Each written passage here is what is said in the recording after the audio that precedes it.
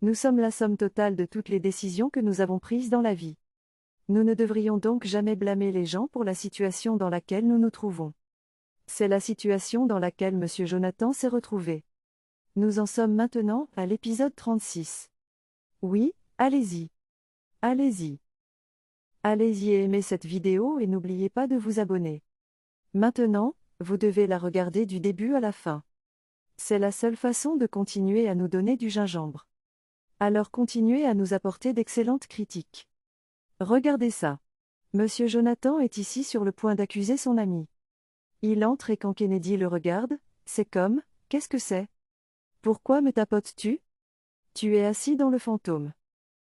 Et il l'a regardé et a dit, toi, c'est toi qui verras un fantôme. C'est toi. Tu as été un ami en bois. J'ai dit, assieds-toi. Tu me regardes comme si tu étais un ange. Et j'ai dit, qu'est-ce qui se passe? C'est tout ça. Pourquoi tu as l'air de dire que c'est vrai? Y a-t-il quelque chose que j'ai fait pour mériter ce genre d'accusation terrible? Comme si tu ne savais pas ce que tu m'as fait. Comme si tu ne savais pas comment tu m'as offensé. Je n'arrive pas à croire que toi, de toutes les personnes, tu puisses faire ça. Et j'ai dit, que dis-tu? S'il y a quelque chose que tu as en tête à me dire, arrête de tourner autour du pot. J'étais direct. Arrête de faire durer le suspense. Non, écoute, si j'avais un pistolet, si j'avais quelque chose, je te le tirerais dessus tout de suite. C'est ce qu'il a dit. Il a dit que s'il avait l'instrument, il s'en occuperait. Mais j'ai dit, non, tu n'as pas ça. Alors toi. Quel est le problème? Pourquoi ne peux-tu pas te calmer? Et je sais que je ne t'ai pas fait de tort de quelque manière que ce soit. Alors viens et donne-moi des paraboles. Va droit au but. Je sais que je n'ai rien fait pour justifier cette accusation. Donc si tu as quelque chose à dire, alors pourquoi continues-tu à tromper? Pourquoi es-tu si rapide? Oh, je n'arrive pas à te croire. J'ai dit, M. Mec, peux-tu s'il te plaît aller droit au but et arrêter d'accuser ce gars de ce que, nous ne savons même pas de quoi tu l'accuses? Vas-y et arrête de jouer. Le buisson a dit, écoute, je sais que je ne t'ai pas offensé. Mais si je t'ai offensé et que tu penses que je t'ai offensé, parle. Et si c'est quelque chose que je pense avoir vraiment mal fait, je m'excuserai. Je m'excuse. Mais sinon, je ne peux pas garantir ça. Écoute, garde tes excuses pour toi. Je n'ai même pas besoin de tes excuses.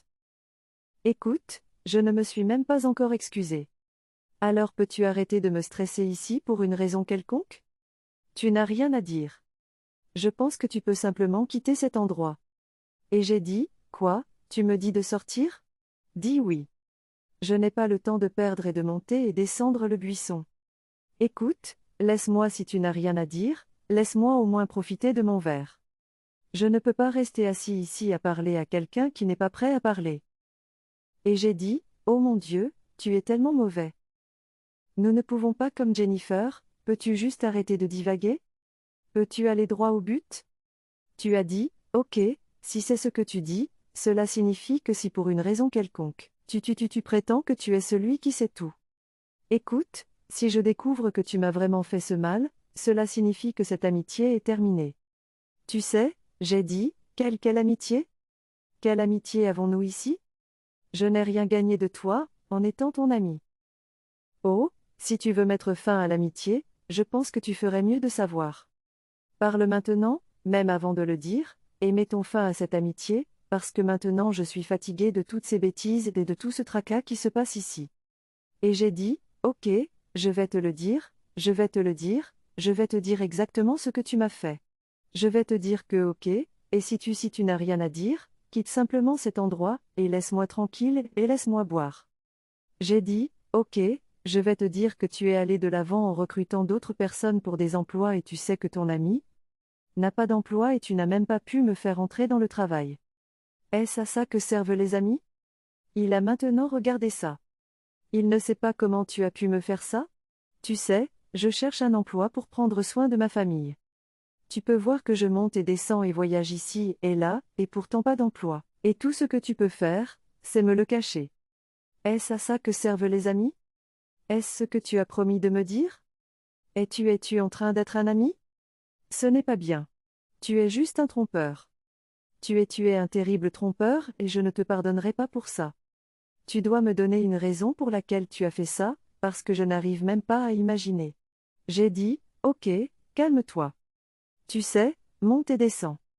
Il a dit, non, ne me touche pas. Ne me touche pas. Il a dit, calme-toi. Assieds-toi. Parlons ensemble. Tu sais, j'ai réussi à le convaincre de s'asseoir. Tu sais, assieds-toi et dis, écoute, écoute-moi. Je ne te déteste pas. Je ne te déteste pas. Mais toi et moi savons que tu es inemployable. Il a dit, qu'est-ce que tu veux dire par là? J'ai dit, oui, nous savons tous les deux que tu as fait une grosse erreur. Toutes les opportunités qui t'ont été données, celles de ta femme, celles que je t'ai données, celles que même les gens que nous connaissons tous les deux t'ont données, tu as tout gâché. Alors comment peux-tu t'attendre à ce que je me comporte différemment? Je ne peux pas faire les mêmes erreurs encore et encore et encore.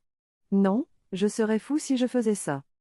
Donc c'est la raison pour laquelle je ne peux permettre à personne de venir dans mon lieu de travail et de ternir mon image. Je ne permettrai pas que cela arrive. Il a dit, oh, c'est comme ça que tu penses de moi? Ne s'agit-il pas de ce que je pense de toi? C'est ce que je sais de toi. C'est ce que je sais de toi. Ce n'est pas vraiment Jonathan. Nous te connaissons. Waouh! Imagine ça.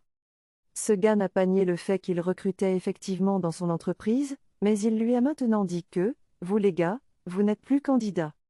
Vous êtes totalement inemployables. Je ne peux pas prendre le risque. Tu es trop risqué. Quoi? Quelle étiquette? Quelle étiquette? C'est le point. Ne vis pas ta vie comme ça. Il est venu en accusant Kennedy d'être un trompeur, de ne pas être un ami. Mais comment ce gars peut-il continuer à tolérer la médiocrité? Comment ce gars peut-il continuer à tolérer des comportements mauvais? Comment peut-il? Il a dit, regarde, même dans le désordre, tu essaies toujours de prétendre que tu as raison. Non, je ne ferai pas ça. Désolé pour ça. Tu dois te calmer et me pardonner pour ça. Il leur a maintenant dit qu'il avait commandé des boissons pour toi. Et le gars sait que c'est la vérité. Ce gars ne peut pas se permettre de risquer son travail. C'est son propre travail. C'est sa propre sécurité. Il doit faire ça pour sa propre sécurité. Et s'il l'amène dans son organisation, et qu'il commet un crime ou qu'il se comporte mal ou qu'il gâche encore tout? Ce sera à sa propre honte. Il lui a maintenant dit de se calmer et a commandé des boissons. Waouh! Maintenant nous voyons Hanks et sa mère à la table du petit déjeuner le matin prenant le petit déjeuner et elle était comme, attends, attends, attends, tu ne m'as même pas dit.